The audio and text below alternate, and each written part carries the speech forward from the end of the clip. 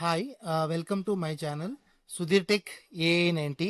So ఈరోజు discuss చేసే మనకి యూజర్ ఇంటర్ఫేస్ అప్లికేషన్స్ వెబ్ డెవలప్మెంట్లో మీకు ఒక లేటెస్ట్ ఒక ఇన్ఫర్మేషన్ అనేది మీకు ప్రొవైడ్ చేస్తున్నానండి. అది ఏంటి అంటే రెస్పాన్సివ్ వెబ్సైట్ డెవలప్మెంట్ అండి. సార్ రెస్పాన్సివ్ వెబ్సైట్ డెవలప్మెంట్ అంటే ఏంటి అని అంటే, సో ఒకసారి మీరు అబ్జర్వ్ చేయండి. ఏ వెబ్సైట్ అయినా మనం బిల్డ్ చేసినప్పుడు, ఏ వెబ్సైట్ అయినా సరే మనం బిల్డ్ చేసినప్పుడు ఆ వెబ్సైట్ ఓన్లీ ఒక కోడే రాస్తారండి. దానికి ఒక యూజర్ ఇంటర్ఫేస్ అప్లికేషన్స్కి ఓన్లీ వన్ కోడే రాస్తారు. ఆ కోడ్ రాసినప్పుడు ఏమవుద్దంటే, మీరు ఆ వెబ్సైట్ని ఇప్పుడు e commerce web page Amazon ఉందండి. ఈ అమెజాన్ మనకి మొబైల్లో ఒక విధంగా ఉంటుంది, తర్వాత మనకి నెక్స్ట్ ట్యాబ్లో ఒక విధంగా ఉంటుంది, డెస్క్టాప్లో ఒక విధంగా ఉంటుంది. సో ఇక్కడ మీరు అబ్జర్వ్ చేయాల్సింది ఏంటంటే, సార్ దీనికి కోడ్ ఎలా రాస్తా చూడండి. ఇక్కడ మనకి ఫస్ట్ ఆఫ్ ఆల్ మొబైల్ వెర్షన్స్లో అమెజాన్ ప్రైమ్ అనేది ఇలా ఉంటుంది. తర్వాత నెక్స్ట్ డెస్క్టాప్ వెర్షన్లో మనకి ఇలా ఉంటుంది. ట్యాబ్లో ఏంటంటే కొంచెం మీడియం అనేది ఉంటుంది. ఇక్కడ మీరు అబ్జర్వ్ చేయాల్సింది ఏంటంటే, సార్ మొబైల్కి ఒక కోడ్ రాస్తారా, మళ్ళీ డెస్క్టాప్కి సపరేట్ కోడ్ రాస్తారా, లేదంటే ట్యాబ్కి సపరేట్ కోడ్ రాస్తారంటే లేదండి. ఈ మూడింటికి కూడా మనకు ఒకే ఒక కోడ్ అనేది జనరేట్ చేస్తాం. So that is nothing but మనకి అది వచ్చే కాన్సెప్టే రెస్పాన్సివ్ వెబ్సైట్ డెవలప్మెంట్ అండి. Responsive web development. ఓకే, ఈ రెస్పాన్సివ్ వెబ్సైట్ డెవలప్మెంట్లో మనకి ఫస్ట్ ఆఫ్ ఆల్ చూడండి, మనకి different types of variety of sizes అనేది ఉంటాయండి. అది మొబైల్లో ఒక విధంగా, నెక్స్ట్ డెస్క్టాప్లో ఒక విధంగా, ఆఖరికి మనం యూజ్ చేసే మనం దట్ మీన్స్ వాచెస్ కూడా మనకి డిఫరెంట్ టైప్స్ ఆఫ్ కోడింగ్ అనేది రాయాల్సిన అవసరం లేదు. సో దానికి మెయిన్ కాన్సెప్ట్ వచ్చేసి రెస్పాన్సివ్ వెబ్ డిజైన్ అండి. ఈ రెస్పాన్సివ్ వెబ్సైట్ డిజైనింగ్లో మీరు అబ్జర్వ్ చేస్తే ఇక్కడ మనకి ఒక చిన్న షాపిఫై అనే ఒక వెబ్ పేజ్ ఉందండి. ఈ వెబ్ పేజ్ చూడండి, మనకి ఇక్కడ మొబైల్లోనేమో ఈ విధంగా కనపడుతుంది, నెక్స్ట్ ట్యాబ్లో ఈ విధంగా కనపడుతుంది. దట్ మీన్స్ జూమ్ చేస్తున్నాను. మొబైల్లో ఈ విధంగా కనపడుతుంది, ట్యాబ్లో ఈ విధంగా కనపడుతుంది. సో విజిబిలిటీ నెక్స్ట్ డెస్క్టాప్లో ఈ విధంగా ఉంటుంది. సార్ ఈ మూడింటికి కూడా డిఫరెంట్ కోడ్ రాస్తారంటే లేదండి. సో ఆ కోడ్ ఎలా రాయాలి ఏంటనేది నేను మీకు ఈ వీడియోలో ఎక్స్ప్లెయిన్ చేస్తాను. అండ్ ఇంకొక అప్లికేషన్ తీసుకుంటే ఐఫోన్, ఇది చూడండి, ఇది ఈ విధంగా కనపడుతుంది, నెక్స్ట్ ట్యాబ్లో ఈ విధంగా ఉంటుంది, నెక్స్ట్ డెస్క్టాప్లో కూడా ఈ విధంగా ఉంటుంది. ఇక్కడ మీరు అబ్జర్వ్ చేస్తే ఎక్కువగా most of the persons Instagram use చేస్తారు కాబట్టి, సో ఇన్స్టాగ్రామ్ ఏంటంటే మనకి మొబైల్లో ఈ విధంగా ఉంటుంది, ట్యాబ్లో ఈ విధంగా ఉంటుంది, నెక్స్ట్ డెస్క్టాప్లో ఈ విధంగా ఉంటుంది.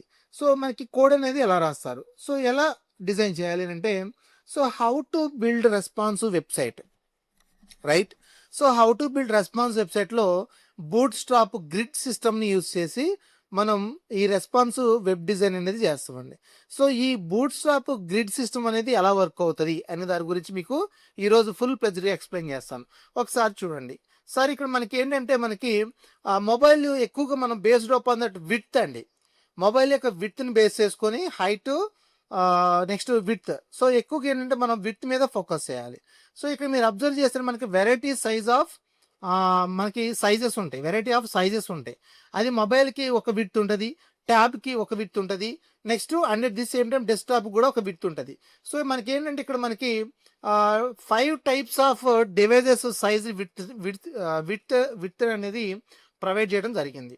సో ఏంటి సార్ అంటే, ఇక్కడ మనకి ఎక్స్ట్రా స్మాల్ డివైజెస్కి ఏమో లెస్ దాన్ 576 పిక్సెల్ని మనం ఎక్స్టెండ్ చేయాలి.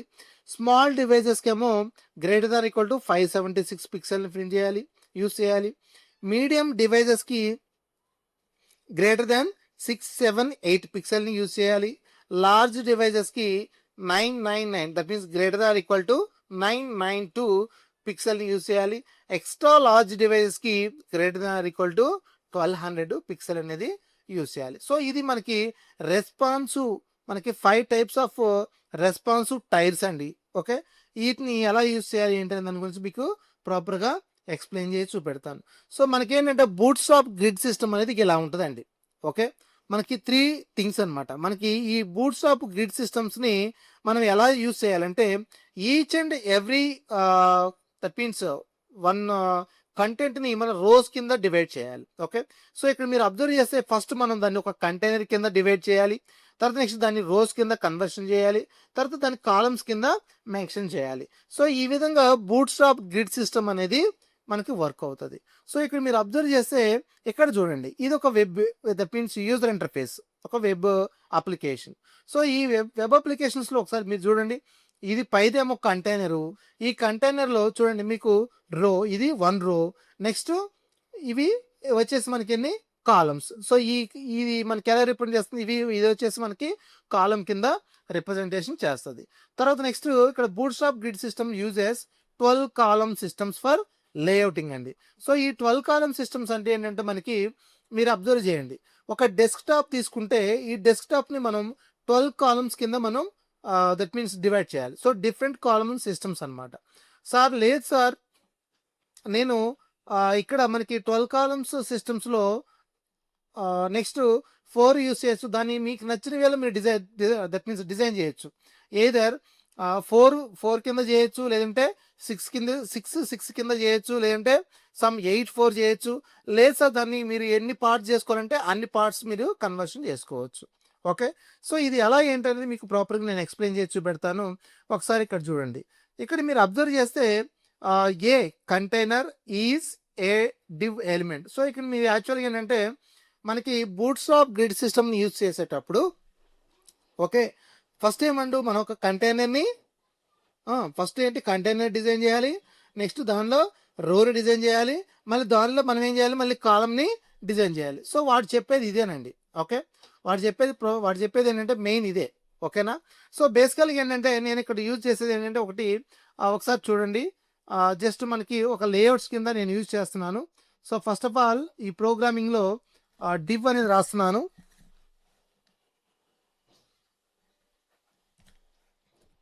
ఓకే, డివ్, ఈ డివ్ వచ్చేసి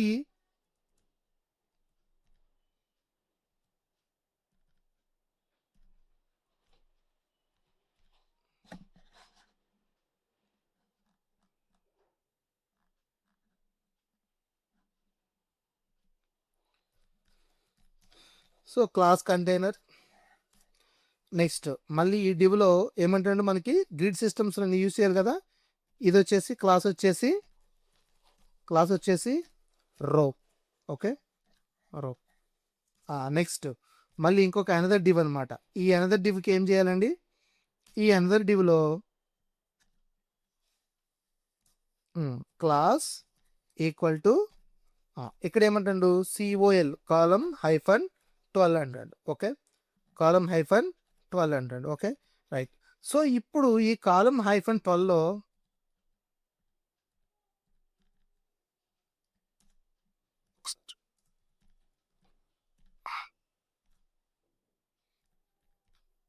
హైఫన్ 12. ఓకే, సో ఈ కాలం హైఫన్ 12లో నేనేం చేస్తున్నానంటే ఒక హెడ్డింగ్ రాస్తున్నానండి, ఒక హెడ్డింగ్. సో హెడ్డింగ్ వచ్చేసి H1. సో ఈ H1లో ఏంటంటే తాజ్ మహల్ అని రాశాను. ఈ తాజ్ మహల్లో పారాగ్రాఫ్ ఏంటంటే ఏదో ఒకటి అండి, జస్ట్ ఇక్కడ కాపీ చేస్తున్నాను, Ctrl+C. ఓకే, సో ఇదొక పారాగ్రాఫ్. సో నేను రన్ కొట్టాను, ఒక్క నిమిషం. సో ఇక్కడ బేసికల్గా ఏంటంటే మనకి గ్రిడ్ సిస్టమ్స్ని వర్క్ చేసేటప్పుడు ద మెయిన్ ఇంపార్టెంట్ ఏంటంటే ఫస్ట్ ఆఫ్ ఆల్ మనం ఒక కంటైనర్, అంటే దానికి ఒక కంటైనర్ అనేది క్రియేట్ చేయాలి. తర్వాత దాని నెక్స్ట్ మనం ఏంటంటే రోస్ అనేది మెన్షన్ చేయాలి. ఓకే, ఈ రోస్ తర్వాత మనం ఏంటంటే దానికి కాలం అనేది ఫుల్ ఫ్లెడ్జ్డ్గా మనం మెన్షన్ చేయాలి, అంటే యూస్ఫుల్ చేయాలి. ఓకే, సో ఇక్కడ మనకి ఏంటంటే మెయిన్ జస్ట్ వెయిట్ అండి.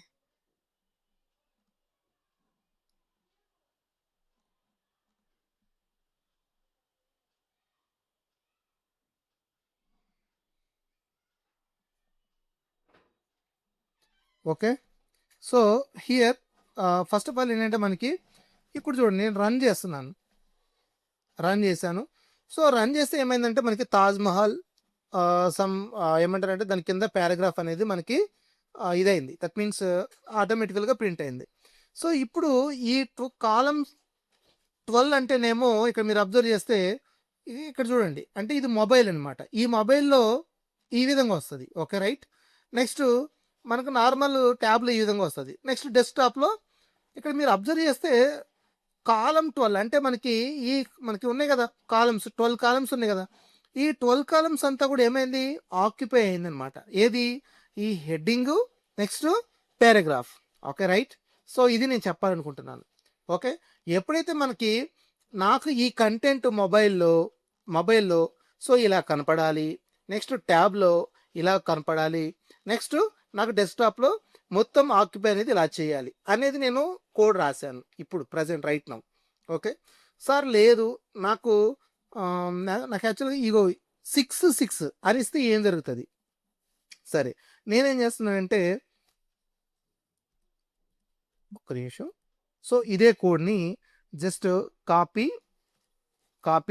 పేస్ట్. ఓకే, ఇక్కడ ఏం చేశానంటే కంట్రోల్ వి అన్నాను, కాపీ పేస్ట్ అయింది. ఇప్పుడు నాకు ఈ కంటైనర్ రో ఓకే ఎన్ని ఉన్నాయి, మొత్తం ఎన్ని కాలమ్స్ ఉన్నాయి, ఇదొకటి. సో ఇప్పుడు నేనేం చేస్తున్నానంటే 12 అని ఇచ్చాను కదా, 12 అని ఇవ్వకుండా నెక్స్ట్ ఇక్కడ ఏం చేస్తున్నానంటే, సరే 12 అని ఇచ్చిన తర్వాత ఏం జరుగుతుందో చూద్దాం, ఒకసారి చెక్ చేయాలి కదా రైట్.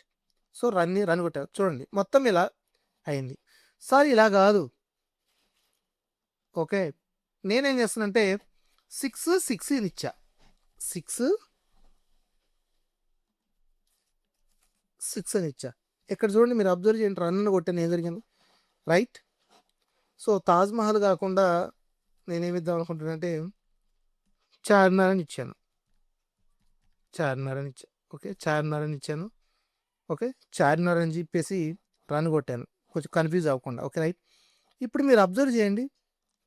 ఓకే, సో ఇప్పుడు ఇది మొబైల్లో ఈ విధంగా కనపడుతుంది.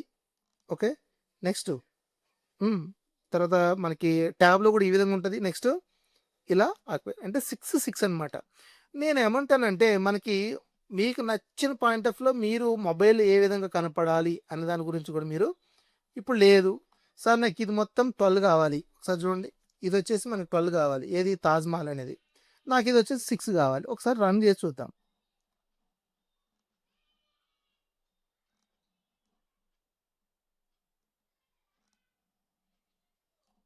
సో తాజ్మహల్ మొత్తం చూడండి, ఇక్కడ మీరు అబ్జర్వ్ చేస్తే తాజ్మహల్ మొత్తం అంతా కూడా ఆకిపోయింది. బట్ చార్మినార్ ఎప్పుడైతే 6 అన్నమో రిమైనింగ్ 6 కోసం ఈ కాలమ్స్ అంతా కూడా మనకి వెయిటింగ్లో ఉన్నాయి, అవునా కదా.